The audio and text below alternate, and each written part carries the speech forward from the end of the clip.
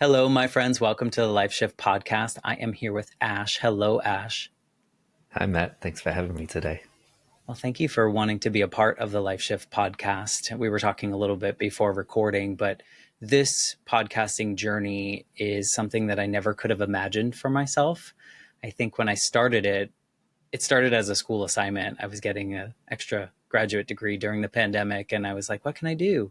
So I took a podcasting class and I decided that I wanted to talk to people about these pivotal moments in their lives that have changed everything. Because when I was 8, my mom was killed in a motorcycle accident. And like in that moment, it was like a line in the sand. There was nothing that we had imagined for my future was ever possible, or it felt like at the time.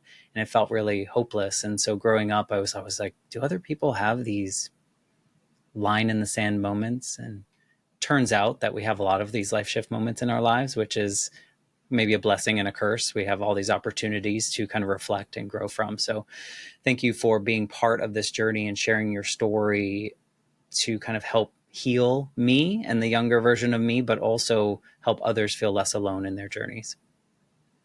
Thanks, Matt. It's an amazing thing how our stories connect us. Yeah, it's what I've learned is that I might have an experience wildly different than other people, like something I couldn't even relate to. But the human feelings and emotions around that event when someone shares their story are so connected to my own experiences that I'm like, wow, we're really not that different. Yeah, there's something from Corey Muscara that I love, which often in life we go through this cycle where we feel like, here I am in the same place doing the same thing, and I've messed up the same way, and have I learned nothing? And of course, go into the whole of self judgment. But he talks about that it's actually like this cyclical, sort of like a hurricane or a tornado, shall we say, but sometimes as violent, sometimes not as violent, much more gentle. But we go around and we come back, but we have this change in ourselves and change in our situations. So we're not exactly in the same place. And then we go around again and we come back and we keep doing that. And eventually we keep spiraling down. And at the end is the truth. The truth, like the truth, you know, where it's like, oh, the inside of, oh, I was just a little boy doing my best, or I was in this moment and I just was alone, or, and it happens to all of us. It happens, it's part of that human condition that we have a moment of feeling alone, and in that very vulnerable. And then the sort of inner protection system, which can be like inner critic or self-sabotage or perfectionism, or it can be withdrawal, whatever, or it can be attack, right? Whatever that, in that moment of vulnerability that happens when we're children, that gets locked in. This protection system worked for me at that time. And then I'm going to keep repeating that protection system subconsciously until I'm an adult and it's not working anymore. It's not working, but I'm going to keep doing it for a while. Yeah, you just told my story, so thank you for that. It was my story of attaching to perfectionism and still now just trying to shed some of that, and it's near impossible, it feels. But in any case, I love that idea of kind of a tornado and coming down to that truth. We'll get there someday. All of us will, and we'll figure out what to do with it. In the tornado, right? It's like, because we all have these patterns. We all have them, which it's just like hardwired, right? As the machine of the child was being put together, it's hardwired in. And so over time, it takes a while to break them down. And one of the key things is self-compassion. Oh, my mind is telling me, here I am again. Can I have self-compassion for myself? And of course, for a little quantum leap on that one is, if you can't have self-compassion, can you have self-compassion for not being able to have self-compassion? Well, here we go. we could, yeah, we could really go down that one. So maybe to kick us off, you can tell us 2025. How do you identify in the world? Like, who is Ash? It's a great question, Matt. And It's a loaded question. You're welcome. yeah, thank you. I was pondering this morning on my walk because I listened to a previous episode and heard you ask that question. I'm like, oh, okay. And for me, there's So for the listener, I had a near-death experience in end of 2016. And so in that, we might go into this later, but in that I experienced myself without a body. And I experienced this true essence of myself. And it was like we all have this fingerprint. There's our soul's fingerprint. And I thought I was going to become this enlightened Buddha when I died, right? I thought, I had this sort of, from reading and things, I thought, well, I'm going to leave my body and, become enlightened. And what happened was I was myself, like truly myself. And so it was like that, we were talking about the hardwired conditioning. It was like that got stripped away. And I was left with this sense, this true essence of myself, which, Eastern philosophy, they talk about a lot, this true nature. And I experienced that. So part of me goes, well, I'm a soul in a body, and it's a bit cliche, right? And often cliches are cliches because they're true, but I'm a soul in a body. However, I've had this experience of truly feeling that without my body. So part of me goes, okay, well, there's this part of me that never ever ends. Yeah, it exists after death. And here I am in my little Ash avatar in this lifetime, going around doing podcasts and coaching and being a dad and a stepdad and a partner and adventuring. I just love travel and cold plunges and standing on tops of mountains or swimming out into the ocean and surfing and all those kind of things. But they're like experiences. I love experiencing life. And I had a moment recently in the last couple of weeks where I thought, I've been working really hard for the last 3 or 4 years. And the last 7 months, I would say most of my weeks have been between 5 and 7 day weeks, where I've been mostly around 6 days a week. And I thought, hang on a second, I'm not here to do that. I'm here to experience life and experience the world. And I'm experiencing my office and my work, and I love that, but it's not the whole picture. So for me, there's this wholeness of ourselves, and that we don't want to be happy. We want to be fulfilled. We want to be the fullness of ourselves. Yeah. And so that means challenge, and that means heartbreak and grief and anger and madness and joy and connection and happiness. All of that is us. All of those things. That's a fulfilled life. And so for me, the work is one, being that for myself, and through having set that, and that came from the near death experience, but having set that goal for myself, right, of truly being myself and making a living being myself and being myself in the world, whatever that means, it was, there's that aspect. And so it's led me to this work of the heart, my own heart. And in that, it's opened up doorways for me to help other people connecting with their heart and be in the world living from this place, from their chest, from the heart. And the mind is the tool for doing what we want. It's not the one that should be deciding yes or no, right? From my experience, it's the heart. The heart says, help people connect to their heart. That's your work. I go, oh, okay. And the mind's job is, okay, well, let's sit down and apply for some podcasts. Yeah. That's the mind's job, not to go, well, you shouldn't be putting yourself out there, all those kind of self-judgment things. So I feel like it's quite a long answer to your question, but it's a great question. Such a great question.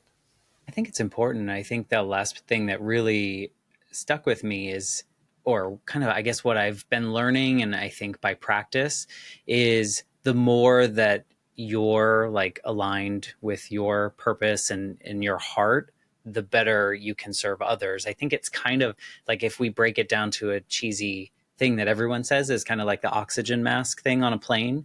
It's like you serve yourself. Once you know how to align in that way and live from here, it probably makes it better and easier for you to help others do that. Is that, I mean, have you found that to be true? I think sometimes people try to teach things that they don't really understand, but if you really are living it, it's probably a lot easier. yeah, I think if you're living it, you feel the value. Yeah. It's like, oh, But does that make okay. you mad at others when they're not? No, no, Okay, because that's good because you're for living me, in your heart. there's times I was that person, and there may be times I am that person in the future too. And so, okay, we all have these paths that everybody's trying to do their best. Everybody's a heart on legs, just trying to work their way through life.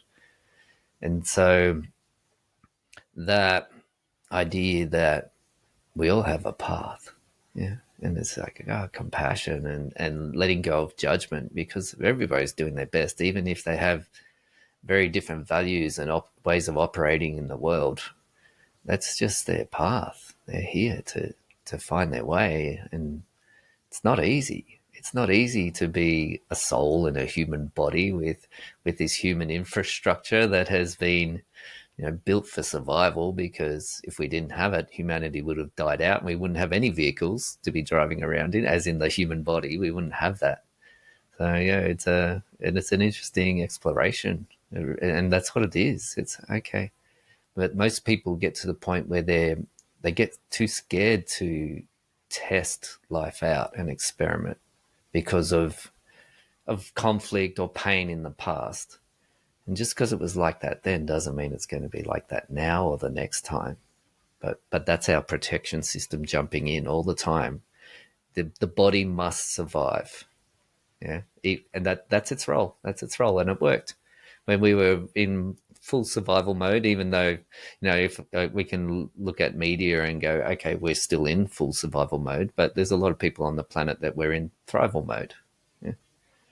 But we still have that ancient infrastructure in our brain that is humanity must survive, and for humanity to survive, you have to be small. You have to just take care of the not minor details, but the Maslow's hierarchy of needs. You need to be in the bottom part of the triangle. And if you go into the upper part where you want to be thriving and living a life of purpose, the bottom part can get really noisy. No, no, no, no, no, no, no, no, no, no. Please don't put me in this situation. And so it's a learning process around who you are and your humanness and how to navigate that so that you can do what your soul's calling. Yeah, I think that's beautiful, and I think that you must be helping, inspiring, whatever word we want to use here, others on that journey. Were you? And I don't want to make any assumptions. Were you always this way? Like, were you always, or was this like how do we get here for you? Like, So for me, if we go back to early 2005, I was a school teacher and all I wanted to do was be a dad, and I had this picture in my head that I would be a dad and I would eventually become a principal. And, I was happy being around children and helping them. And then in November 2005, my then wife, we had a stillborn daughter. And I'd never experienced anything like that in my life. That level of tragedy, that level of heartbreak, just holding my daughter, and she was so perfect in my arms, but she was gone. Yeah. And I had this moment where I looked down at my wife and she was crying and I had tears running down my face and it was just excruciating. And I thought, I'm never going to let anything bad happen to my family ever again. And that moment, that was a glitch in my brain. That was PTSD. That was and of course through therapy, I came back to that moment. It was like, oh, okay, that's where everything changed. So prior to that, enthusiastic, full of possibilities. What can I do with my life? What can I do with my work in education? And then that moment happened. And over a period of 3 years, the PTSD came in very gradually and subtly to the point where I didn't have any emotional awareness or anything like that. I didn't meditate. I didn't have any practices. I didn't grow up with anything like that. It was just you go to work, you get the bills, you do what you do. I got to the point where I was manic. So for 8 months, I was only sleeping 1 or 2 hours a night. And of course, I thought it was normal to be vomiting before going to work because the anxiety was so high. And so it was, and I what were just, you anxious about in that, like going to work, I don't despite? know. I can't. It was that was just the PTSD at that level. It had, that level of fear of life, of just having to keep going. It was every morning just vomiting before work, and I would just vomit and then go, okay, off to work, and then go do a job. And from the people that were around me at that time, they didn't know. I didn't tell them this was happening because I just went, okay, that's just happening, okay. And still doing a great job with the kids, and but underneath was this real high level anxiety. And eventually I got to the point where I just crashed. You can't keep going through life getting that amount of sleep and functioning. And I ended up in mental health clinics and went down the whole the road of being. Initially, I was diagnosed bipolar, which it wasn't right. Right, it was PTSD. That's what I was going through. But I went down the road of medications, and they just didn't work. And eventually, I got off the medications, was just doing natural therapies, and I was very lucky to come across a holistic doctor. So, and she said, "You don't have bipolar, you have adrenal fatigue, and this is how it works." And she showed me how all the hormone sort of cascade works, and she said, "Right here, this is where your issue is, and I can show you because here's your bloods, here's the other things that we've tested for." And so that was the turning point, one of the many, but that was the turning point where, so I started doing vitamin C IVs, and I was very blessed to, my parents helped pay for that. And so I was very lucky to have that support, that I could actually access health that worked for me. So it was like the physical help was something that helped you with that PTSD. Like it wasn't necessarily like sharing your feelings or telling someone how you were feeling, but it was rather the physical aspect that helped you kind of feel better. Yeah, made a huge difference. Made a huge difference. And for me, gluten and dairy free, going off those things, and I have a whole theory around gluten and why that impacted me. Going off those gluten, dairy, vitamin C, and I was playing music as well. I'd been a musician for quite a while, and it wasn't working. Going to bed at 2 a.m. and getting up at 5:30 a.m. and I had to leave my music career behind and change my life so that I could support my adrenals, so that I could get back to thing. And so that was very challenging. But at the same time, I was also managing depression. So I had been to a lot of counselors, and it was to the point where I'd walk into a counselor and go, I know what questions you're going to ask. And so I would have We've one or all two, been there. yeah, I'd have one or two sessions and go, okay, next counselor, let's move on. I had amazing psychologists who took me through EMDR, so eye motion desensitization, maybe it's rehabilitation or something like that, the last R word, which was phenomenal for working through the traumas.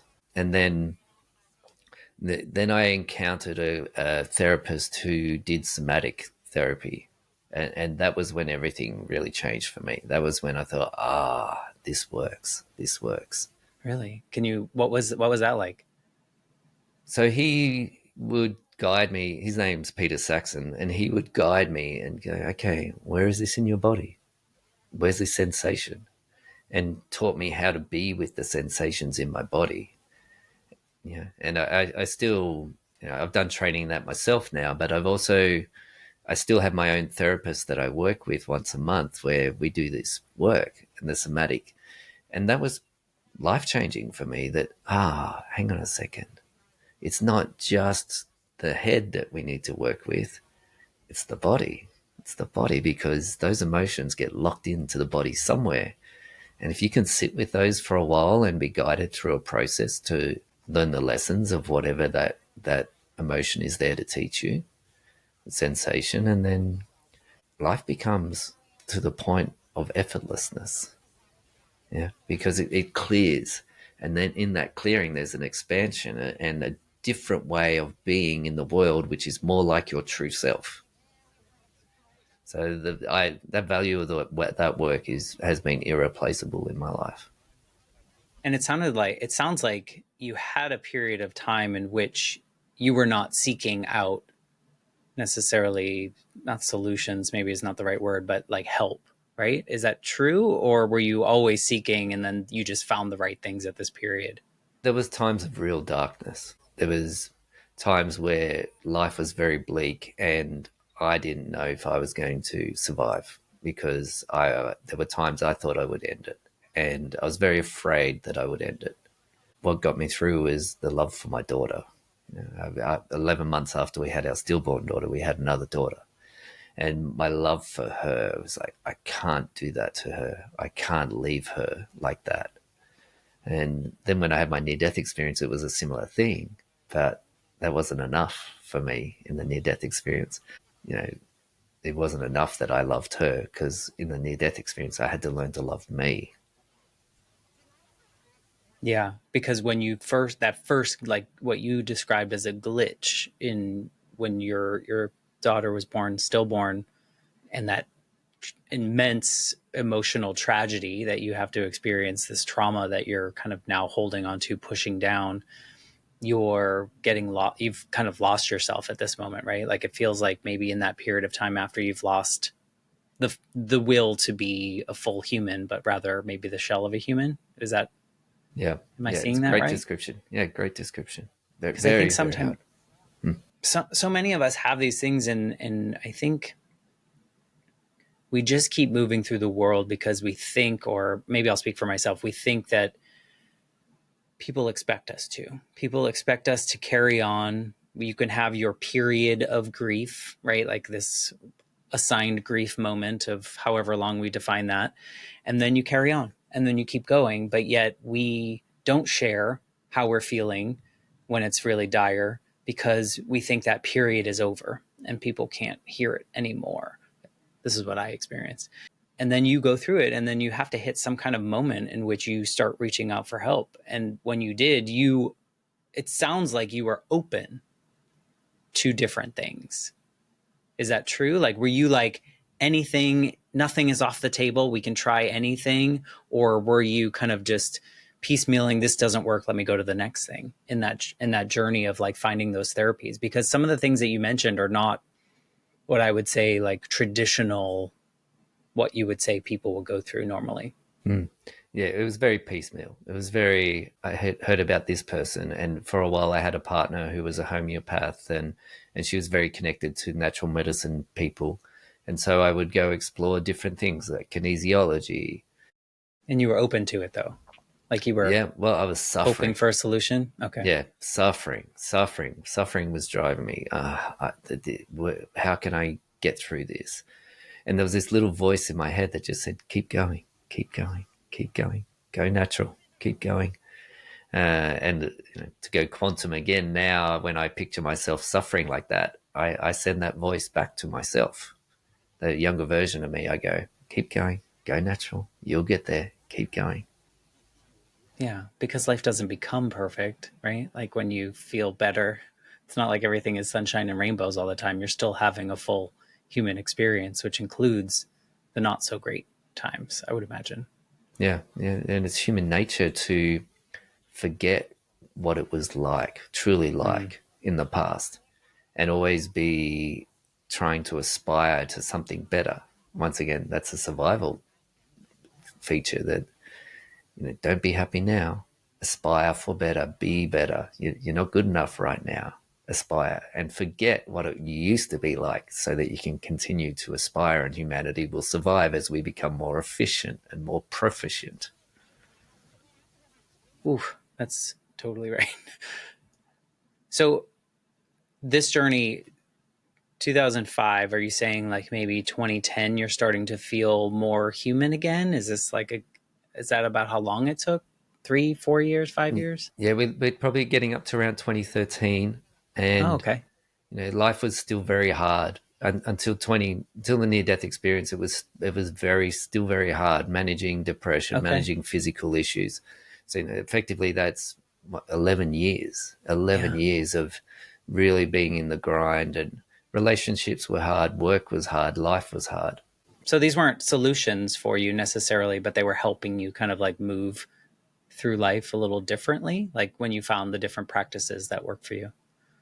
Yeah, it was, I had gone so deep into this hole of physical attrition, like physical malnutrition, let's say. But also there was all these parts of me that I didn't understand that were impacting my life and impacting my perception of myself and perception of others, that life was hard. It was hard. Yeah. Well, I think a lot of people can relate to that, but I think a lot of people listening are also like near death experience. What is like what was that like? Lead us up to that from, Mm-hmm. because I mean, this part is hard enough, right? I think this is something that a lot of people can relate to, but then you add another layer to it, which sounds like it ended up being a good thing for you, but probably not in the moment.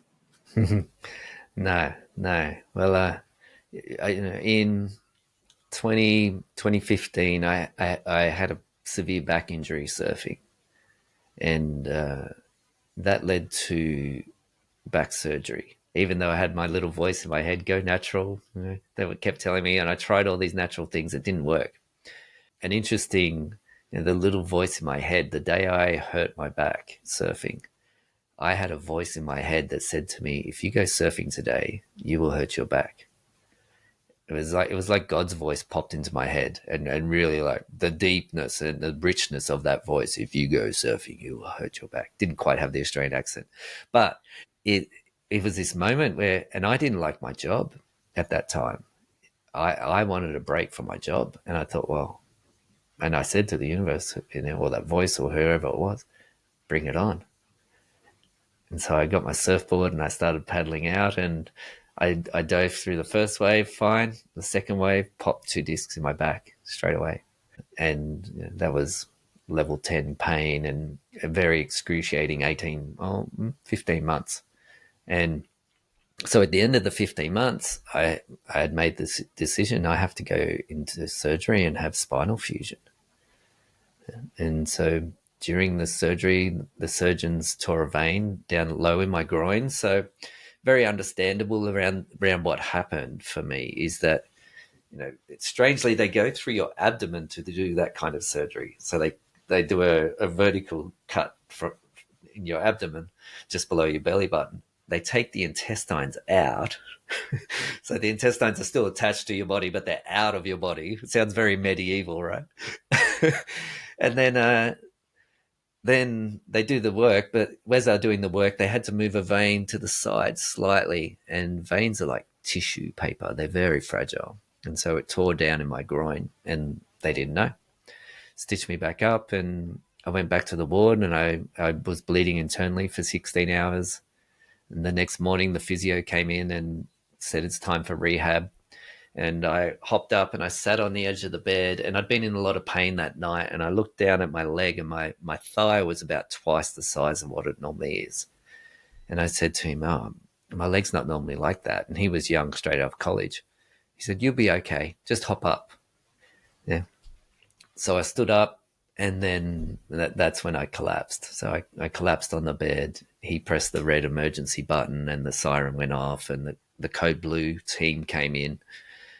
And I was conscious, but I just couldn't move. I was laying on the bed, and they put an oxygen mask on, started putting the ECG monitors on me, and they were saying, we can't get the ECG monitors on. He's in a cold sweat. Like my whole body was in this very, very visceral cold sweat. And I'm looking back now, I can go, I had a really hyper awareness of everything that was happening, even though I was in this state of, and that I heard them say, he's not breathing, he doesn't have a pulse. And they started talking about my blood pressure. And I was very aware of where everybody was in the room. And eventually I heard them, and they're saying, stay with us, Ash, keep your eyes open, the whole sort of thing that you see on TV. I was in it. And I kept thinking, I'll be okay. I'll be okay. And then I heard them say, his blood pressure's 52 on 36. And I thought, oh, I'm dying. I'm dying. This is dying. And I had this excruciating sadness that nobody I loved was in the room. I was dying, and not one person I loved was there. And I remember one of the last things, I looked over in the corner as I was about to black out, and I saw the physio standing there, and he was just pale. And I thought, you poor guy, you think you've killed me. And then I blacked out. I mean, that's scary. It's not the way you describe it. It almost sounds like you were calm. Were you panicking? Like No, I would panic. So you felt like totally like this is how it's going. Like I'm not going to panic about it.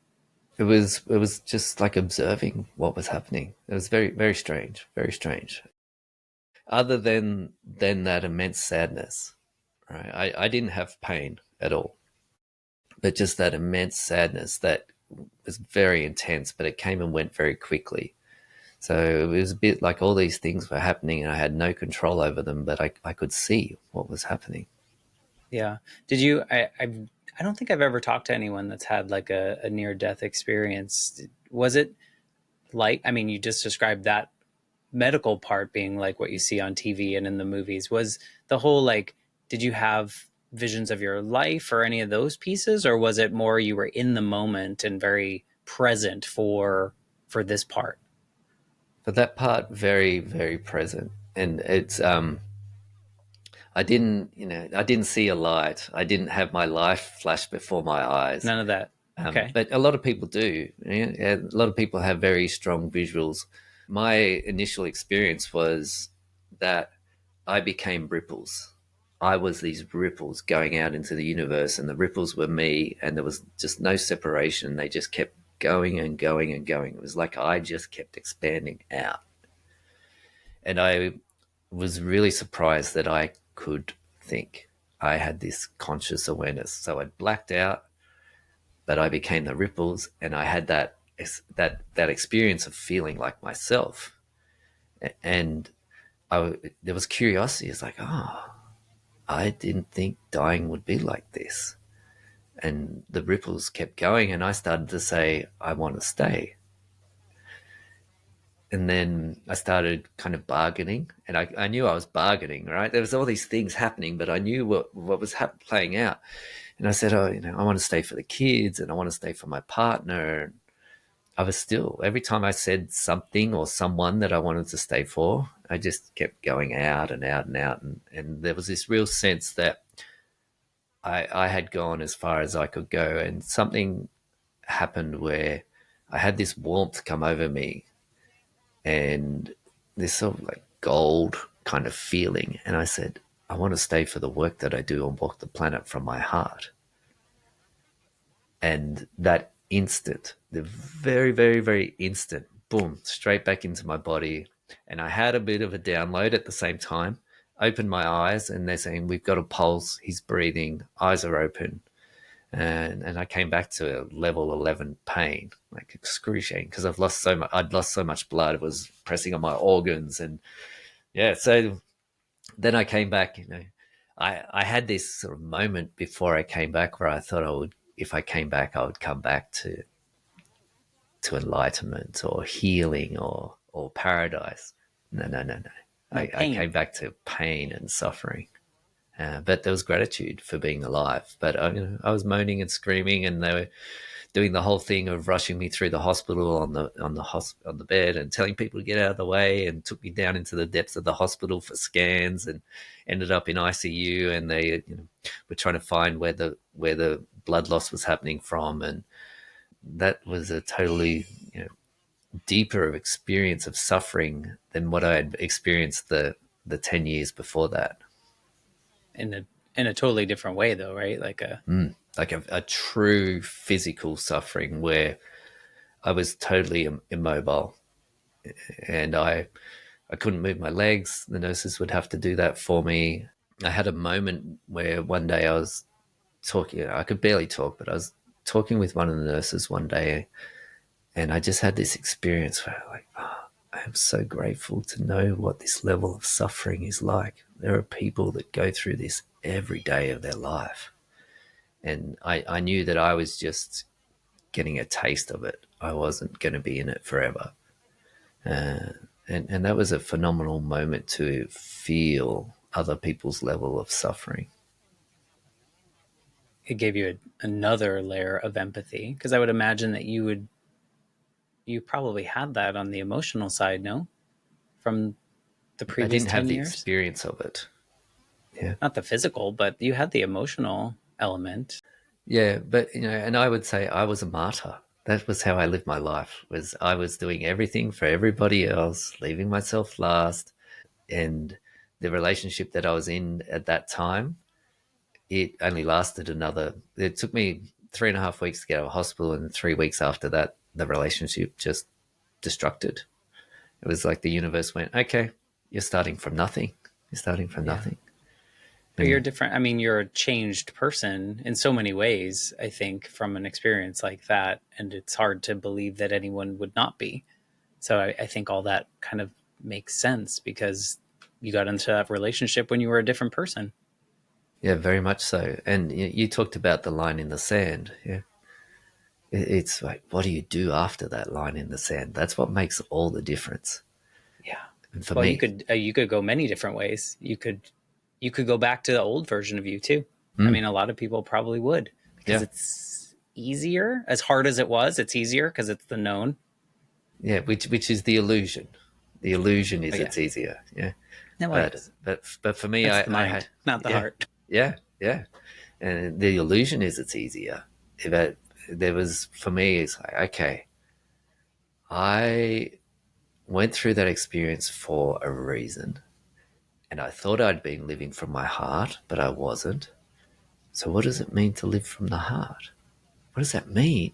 We'll often get a picture in our head, and then our questions will drive our behaviors. So the picture in my head was of me living in the heart. I didn't know what that looked like, right? But I knew that that existed. Okay, otherwise I wouldn't have had this experience. So how do I get there? What does that mean to live from the heart?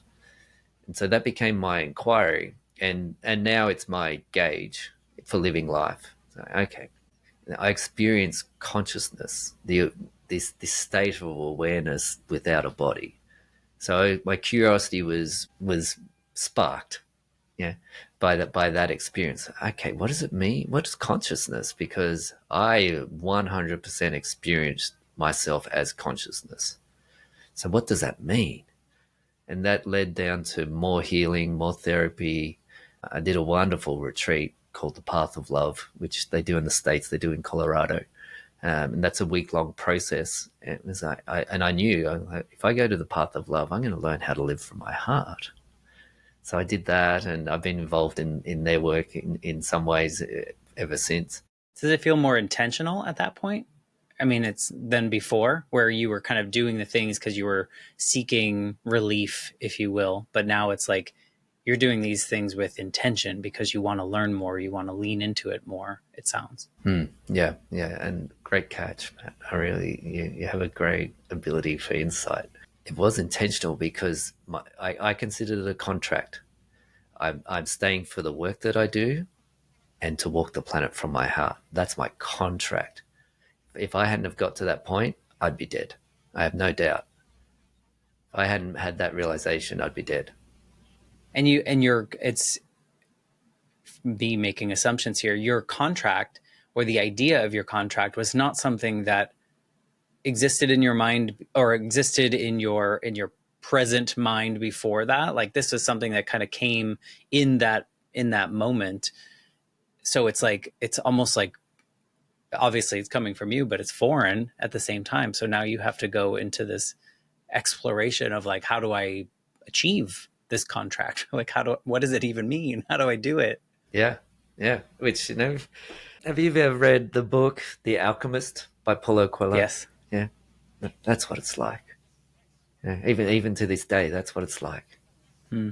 Well, I mean, talk about an intentional journey and a way to like create a fulfilling life on your own terms. Sounds like heaven, Hmm. if you will, which I'll excuse the little connection there. But Yeah, yeah. how long was that time? Do you know how long you were actually out or you're I don't. And when I talked to the doctor about it, he said, I told him I nearly died, didn't I? And he said, "Oh no, you gave us a bit of a fright, but we knew you were going to be okay." And I also made a choice. I thought, you know what? It doesn't matter what anybody else says. I know what my experience was. And once again, it's a turning point where I went, I know what my experience was. Will I create more value in my life from trusting that experience, or going into the all the data of what happened? I'm sure it's a question you get a lot, though. Yeah, yeah, yeah. And understandably, right? People want to know I the think we want to make sense of things in our own, the way we perceive life. And so, like, we try to connect dots that exist in our own mind. And that's why we ask that question. I don't think at the end of the day, it doesn't really matter. yeah. Well, and there's the whole your brain released DMT, and that was part of the brain dying, and therefore you had that experience. Possibly, possibly, but you know, I asked that question more of curiosity of because it sounds like you were in this space of feeling like the way you describe it, it feels longer than maybe it might have been in like real time. And the only equation that I could get to that from my own experience is I once went unconscious at a blood lab, and I like because I fell on my head and went totally black, and it felt like I was napping for like 6 hours and I was out for like 15 seconds. So, or whatever it was. And so that's immediately what I think of. It sounds like you're in this space where time isn't really existing, but in real time, it's probably like a handful of seconds or minutes or whatever it may be. yeah. The difference for me was that when I blacked out, I could still think. I was still had that awareness, that, and for me, that was what I kept coming back to, because for months I just kept going, maybe I just fainted. Maybe I just fainted. And then Mm. one day I just thought, hang on a second. If I just fainted, how was I able to think? How was I able to have that experience and be so aware of what was happening? And bargain. Yeah. I mean, that takes a lot of awareness, right? I think Mm, if you're like begging essentially with this bargaining chip, and then you come up with something that like now you've signed it away. It's time to go. You got to do the right thing. But that's it. I mean, that's great. yeah, I had to wake up. Right? And it was like, okay, guess what? If you don't wake up to what you're here to do, then you don't have this life anymore. You don't listen. Yeah. I didn't listen to my own inner guidance that was saying to leave the relationship, but I thought that, me staying in there was the best thing for everybody else, even though I was suffering, and I wasn't listening. I wouldn't listen. I didn't listen for the first place of how I injured my back. So since then, it's like, okay, I'm going to be a better listener. Does it feel like a second chance? Oh yeah, I call this my second life. Okay. And so since then, so the relationship split up 3 weeks after I got out of hospital, and I literally had to rebuild my health and my life. And my daughter was with me, which was just the most wonderful gift. And then, we went from a blended family to just living the two of us together again, and it was just wonderful. It was just, and then for me doing all that personal work, it meant that I could understand her more and her emotions more and guide her much more gently and honestly. And so I just deep dove into, what does it mean to live from my heart? What is that? And over time, I got to the point where the voice in my head popped in one day, and I got to this point where I was content with my teaching job. And I remember driving away thinking, oh, that was just a great day. I'm so content. And then the voice popped into my head and said, it's time to leave. It's time to do something bigger. And I was like, what? You're kidding me. You're kidding me. But I was like, okay, the voice, I've got to listen. Otherwise, it's Gotta kind of listen like this that time. funny thing. Please don't hurt me. Please don't hurt me. I'll do Yeah. what you say. Yeah. Well, you challenged that voice last time. Yeah, I got a And big smack. but I mean, I don't know how you look at it, but if you look at this version of you now, it's like it's kind of like a I hate saying these words, blessing in a way, because you have this like second version of your life in which it seems like you're living more intentionally and liking it more. Oh, I love my life. And people often ask, are you scared of dying? And it's like, oh gosh, life is so good. I don't want to give it up. But then there's part of me that knows, well, I still exist after I die. Yeah, that's got to be comforting. I can't imagine too. I think of your daughter. How old was, if you don't mind, how old was your daughter around the time of this Yeah, she was experience? 10 at that point. So I can't help but think of how lucky she is to see you do this work for yourself and on yourself to create the life that you have now, because I would imagine that the ripple effects of what you're doing go to her, which then become ripple effects to the rest of the people that she interacts with. So like I think of her and how lucky she is to kind of see this journey for you and probably absorb some of the pieces that maybe resonate with her. Are you seeing that in her growth since then? I do. And it's been a big lesson for me that living life from my heart and not from obligation, that has that ripple effect. You know, you are the ripples, I am the ripples, we're all the ripples. And that's true legacy. Yeah, in Western world, it's all about the money and leaving things. Whereas what truly changes generations is the way that we are. And so my daughter, you know, like I was hardwired as a child, there's hardwiring that occurred for her, and she will naturally pass that on. And there's this evolution of humanity that we become more and more conscious. You know, despite what we see, right? We're starting from a pretty, you know, backwards place as far as compassion and but we're evolving, and it's through. I see it through the generations. You know, I can sit in a cafe and there can be 17-year-olds, 18-year-olds sitting behind me talking about their self judgment, and I'm like, I didn't even know what that was till I was 42. It's true. I think there is a little bit more of that. I think it's complicated. It almost feels more complicated now though, because now they're fully aware, but it seems like there's so many other roadblocks and distractions as well. Are you seeing that in your work? Are you seeing that more people are open to what you're offering and changing their lives in that way? I think there's a trajectory of people becoming more and more open. There's some people that will never be. That's not their path in this lifetime. And you know, there's the idea of our karma where, you know, we have a purpose, and for some people their purpose is to come in and be a distant father and teach their child to value connection through being distant. And you know, that's not necessarily a pleasurable experience for that father to be distant, but that was his act of love, to be distant so that the child can value connection and teach connection to their children. Interesting. That's a nice way to look at it. I probably wouldn't. I don't know if I have the brain power or the tools Oh yeah, yeah. to see it in that way. Hmm. I think that might be your new version of life feels more evolved maybe than mine Hmm. Hmm. in Well, that way. yeah, I've done a lot of processing. Yeah, Yeah.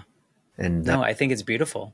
I'm just being honest. yeah, yeah, and it's not easy to get to that point. Yeah, there's you know, for me personally, I would say, you know, there's been the personal work and therapists, and you know, I learn from my clients and working with my clients, and sometimes themes for them will be themes from in my life, and seeing how they navigate those, it teaches me.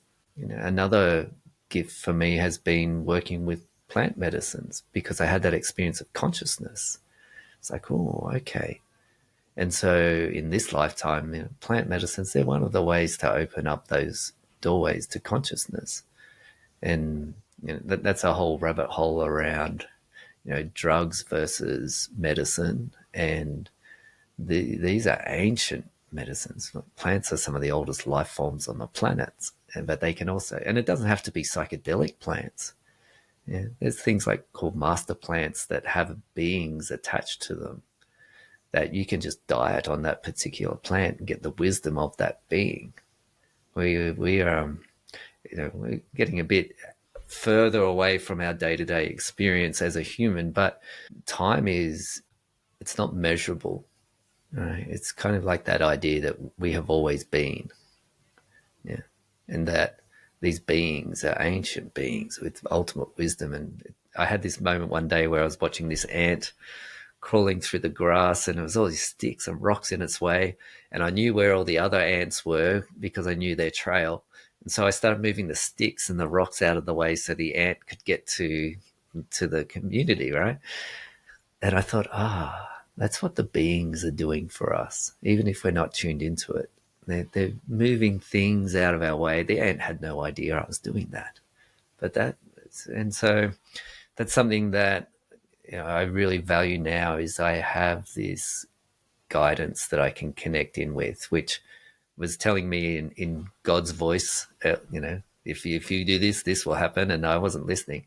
Whereas now I can very much, and we all have the skill, we all have it.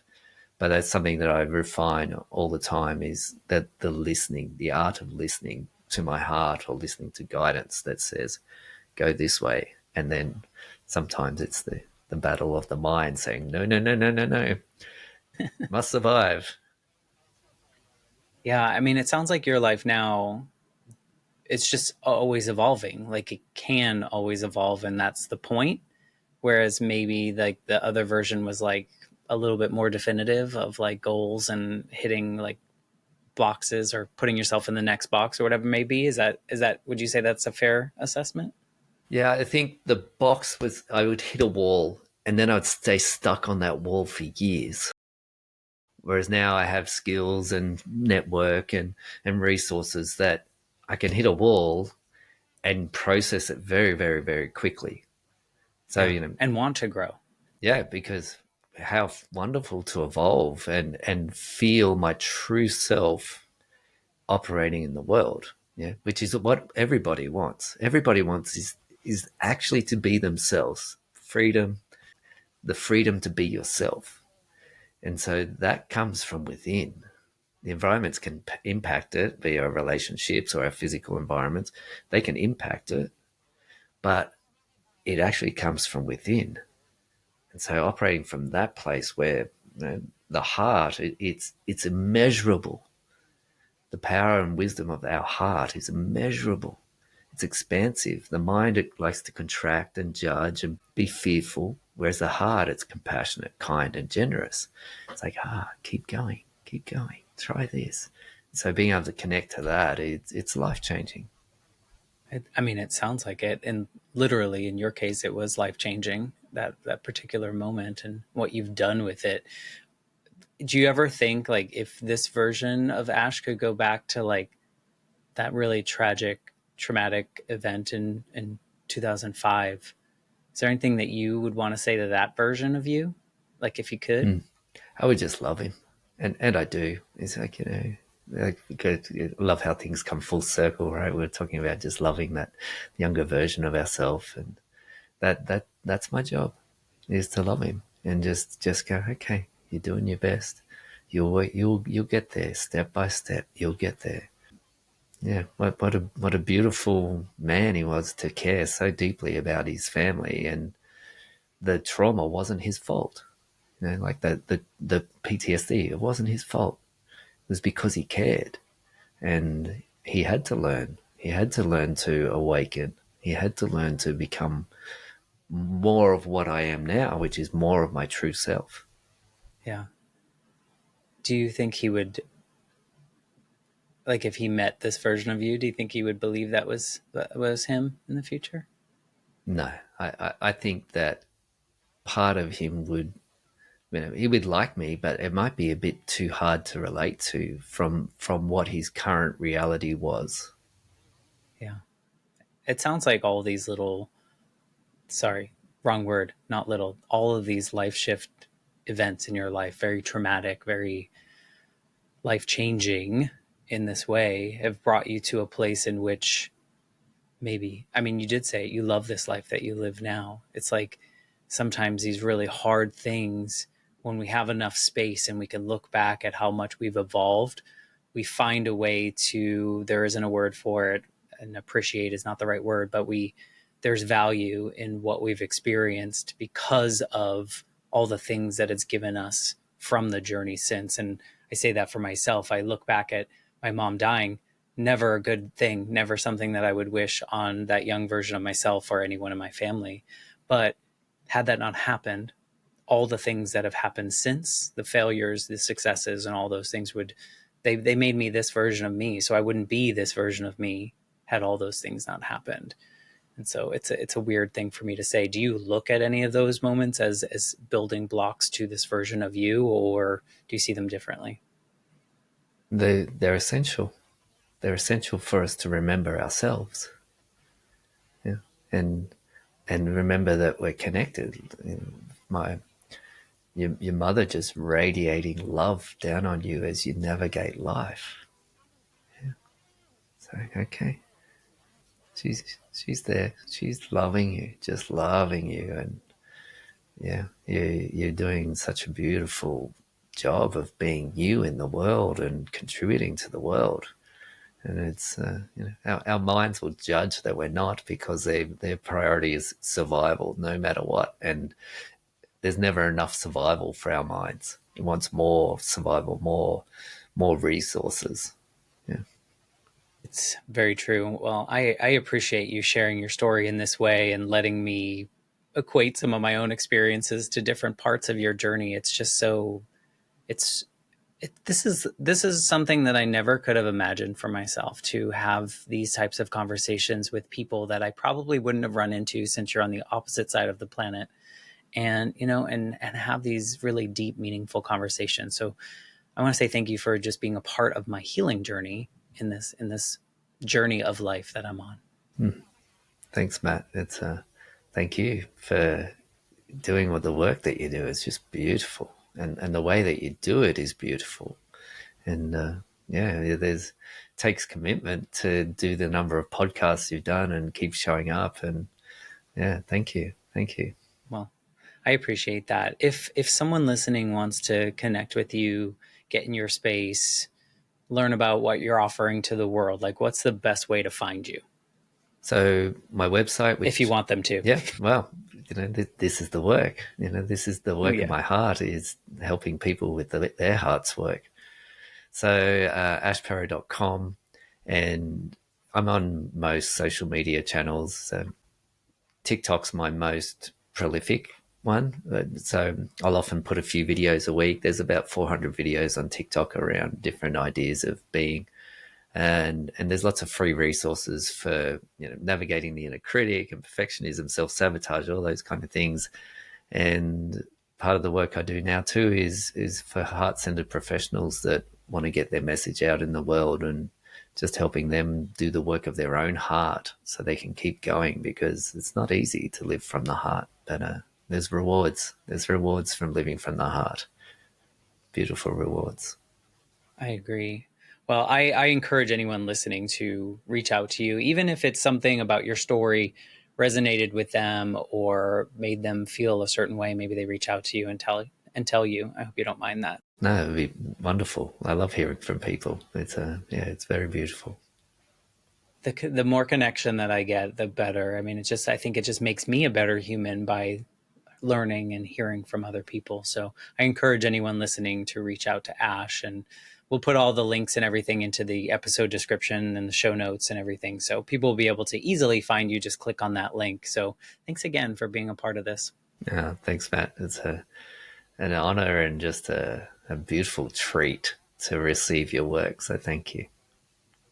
I appreciate that. I appreciate everyone listening. And like I always say, I never know how to end these. So I'm just going to say goodbye, and I will be back next week with a brand new episode. Thanks again, Ash. Thanks, Matt.